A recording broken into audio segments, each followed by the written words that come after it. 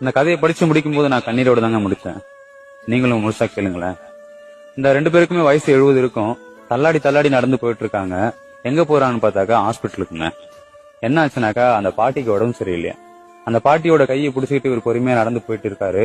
போயிட்டு டாக்டர் பாக்குறாரு. டாக்டர் கிட்ட கேக்குறாருங்க, ஐயா ஐயா இவங்களுக்கு என்ன ஆச்சுன்னு தெரியல, ரொம்ப பயமா இருக்கு, 3 நாளா சாப்பிடல, இவங்களை குணப்படுத்திட்டீங்க அப்படின்னாக்கா ரொம்ப புண்ணியமா இருக்கும் ஐயா அப்படின்றாரு. அந்த டாக்டர் சொல்றாரு, கவலைப்படாதீங்க, குணப்படுத்திடுவோம்னு சொல்றாருங்க. அதுக்கப்புறம் கூட்டு போய் செக் பண்றாங்க.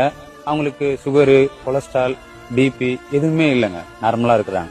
அந்த டாக்டரும் செக் பண்ணிட்டு இப்படிதாங்க சொல்றாரு, அவங்க நார்மலா தான் இருக்காங்க, கவலைப்படாதீங்க, அவங்க ஒழுங்கா சாப்பிடல இல்லையா, அதுக்காக நான் சத்து ஊசியும் டிப்ஸும் போட்டு விடுறேன், அவங்கள கூட்டு போங்க அப்படின்னு சொல்றாரு. உடனே அந்த பாட்டி, ஐயா அப்பனா அவருக்கும் ஒரு பாட்டில் போட்டு விடுங்க அப்படின்னு சொல்லி கேக்குறாங்க. ஏன் அவருக்கும் உடம்பு சரியில்லையா?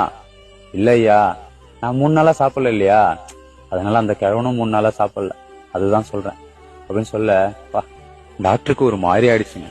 கொஞ்ச நேரம் அந்த தாத்தாவை பார்த்துட்டு, ஏன் இப்படி பண்றீங்கன்னு சொல்லி கேட்க அந்த தாத்தா சொல்றாரு, அவங்க இல்லாட்டி நான் என்னங்க பண்ண போறேன் அப்படின்னு சொல்றாருங்க.